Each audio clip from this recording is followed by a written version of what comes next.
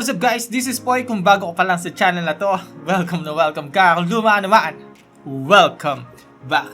Alright, so another TWS earbuds na naman yung i-review natin. So this is from Ugreen.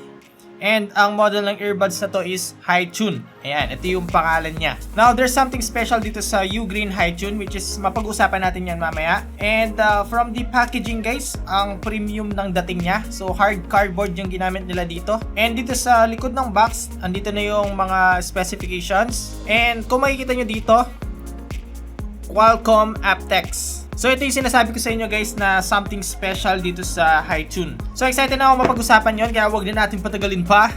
Let's do this! Yo!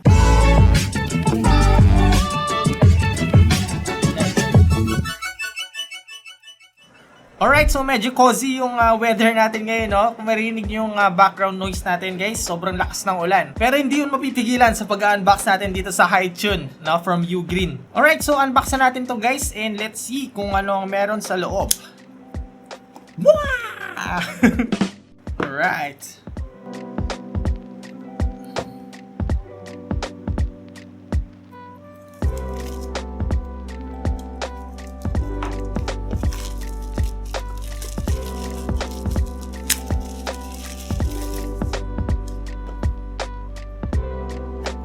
Alright. Unang bubungad sa atin guys, itong quote na to na more than Oy, focus boy. Hey Max, focus.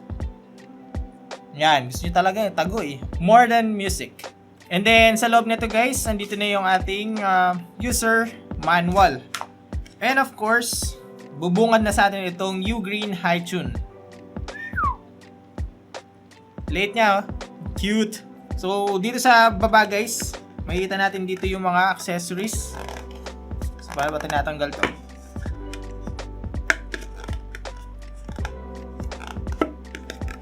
Hirap naman nitong... There you go. Katago-tago ka pa ha.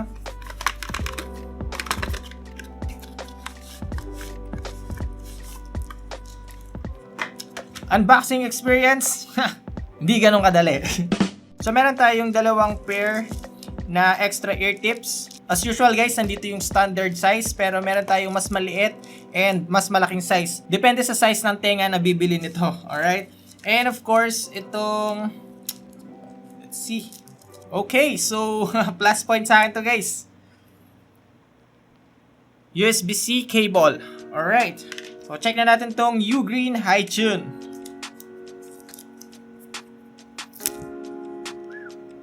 Tabi na muna natin to.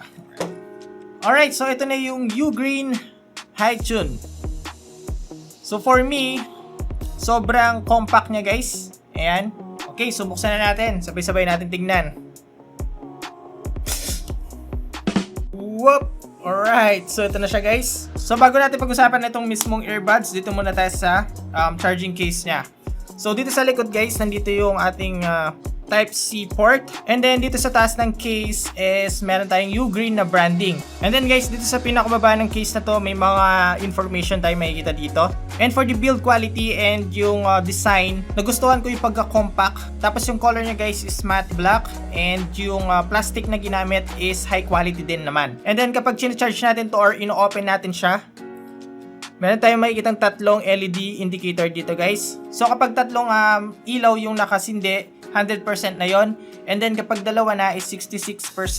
Tapos kapag isa na lang guys, 33 to 0%. And then kapag palubat na itong charging case, magbiblink na yung mga LED light. Meaning guys, i-charge na natin siya. Maganda to kasi kinabitan nila ng foam dito sa taas para maprotektahan natin yung mismong head, okay, ng earbuds. And then dito sa base ng charging case, andito na yung contact point for charging and yung mismong lagayan ng earbuds. So ito yung Ugreen Hitune. So makikita tayong logo dito guys, which is U. Stands for Ugreen of course. For the design guys, sobrang minimal lang din. Meron tayong dalawang combination dito guys, matte black and yung glossy na black. So parang accent na lang guys yung glossy. And then dito sa mismong touch control, matte black siya and yung mismong body niya. Okay, so mapapansin natin yung butas dito sa may glossy na accent. Light indicator to guys. Para at least alam natin kung nasa pairing mode na siya or naka-standby mode lang siya. So meron tayong nakalagay na indicator guys kung left siya. Ayan, L, left, and then right. Tapos again, meron tayong dalawang contact point for charging and yung ating microphone. So ito na yung microphone natin guys.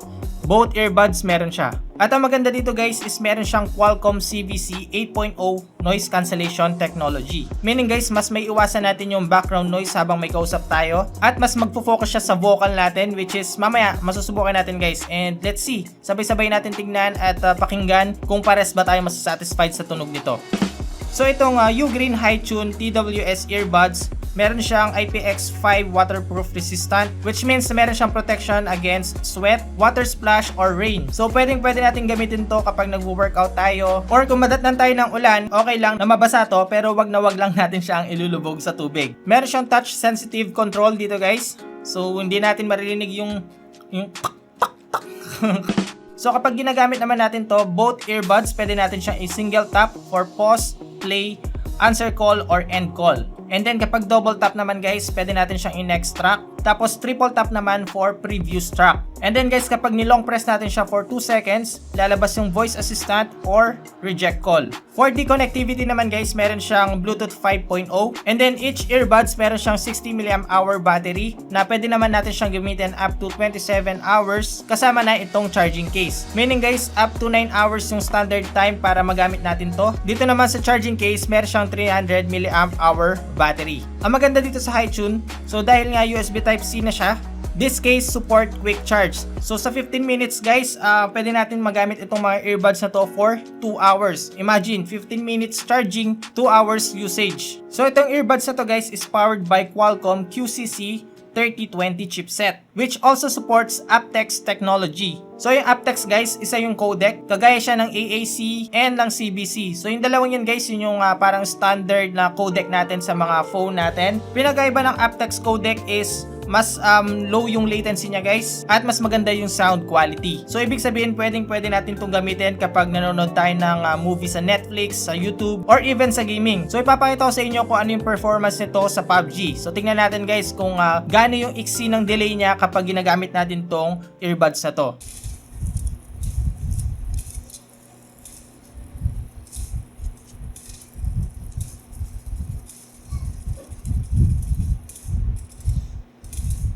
Okay, so subukan naman natin guys, test natin at pakinggan natin yung quality ng dual microphone nitong Ugreen Hitune. So eto, pakinggan natin. What is up guys, this is Ann. Ito nga pala sound quality ng Ugreen Hitune. Test mic, test mic.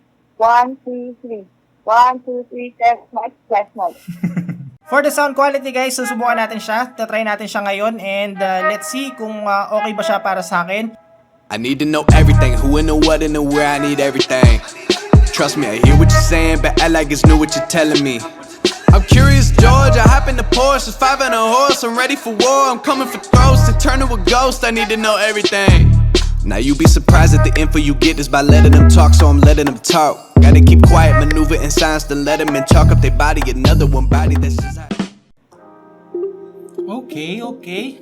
Alright, so ang masasabi ko sa sound quality nitong Ugreen Hitune is okay yung mids and low niya. Tapos yung bass niya is okay lang para sa akin. Hindi siya yung ine-expect ko na talagang solid yung bass. Para sa akin, mas pipiliin ko yung Honor Choice dito. Pero konting-konti lang naman yung difference ng dalawa pagdating sa sound quality. Pero ito naman yung binawi nitong Ugreen Hitune, yung kanyang low latency. Okay, so bago ko sabihin sa inyo yung final thought and yung comment ko about dito sa Ugreen Hitune. So ang official price nito guys sa kanilang Lazada store is 1,887. Pero nakausap ko ang Ugreen na magbibigay sila ng coupon or voucher. So expect nyo na mababawasan pa yung 1,887 exclusive lang sa mga nanood ngayon. Okay, so ito yung mga nagustuhan ko dito sa Ugreen Hitune. Number 1 is yung kanyang charging case. Sobrang minimal niya lang and yung isa pa doon, Type-C na siya. Pwede natin siyang dalhin guys kapag bumabiyahe tayo kasi hindi naman siya ganun kalaki. Pangalawa is yung mismong design ng mga earbuds. So for the earbuds, again, the simple the better. Para naman sa comfort guys, sakto lang siya sa tenga ko.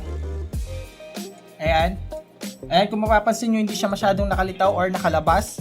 And then sobrang ganda niya ng tingnan kapag nakasuot siya sa tenga. Pangatlo guys is yung kanyang playtime or yung usage kapag ginagamit na natin to. Meron siyang maximum of 9 to 10 hours playback time. Meaning pwede natin siyang gamitin kapag bumabiyahe talaga tayo kasi mahaba yung time na paggamit natin dito. Times 3 yun guys kasi dito sa charging case na to, pwede natin siyang ma-charge ng up to 3 times. So yung total nun guys is nasa around 27 to 30 hours. Para sa akin mahaba-haba ng oras yun. Pang-apat guys is yung Qualcomm chipset. So bukod sa meron itong CVC 8.0 na noise cancellation technology, supported pa siya ng Aptx codec. Ngayon pagdating sa codec is I think limited lang siya sa mga device natin kasi dito sa P40 Pro wala siyang option para sa Aptx. Pero kayo bago nyo bilhin itong Ugreen Hitune, try nyo muna i-check sa phone nyo kung meron siyang Aptx na codec. So para mapuntahan yun guys, punta kayo ng settings tapos i-unlock nyo yung developer option tapos punta kayo ng Bluetooth audio codec. Check nyo muna dun guys kung meron siyang Aptx codec. Para kung sakaling bibili nyo itong Hitune is makuha nyo yung full potential nitong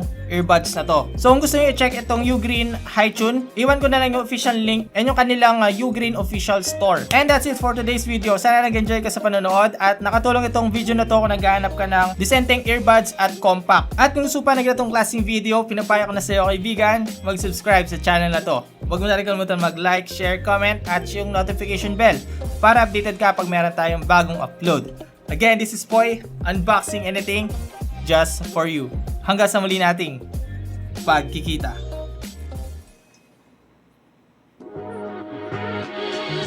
Nice.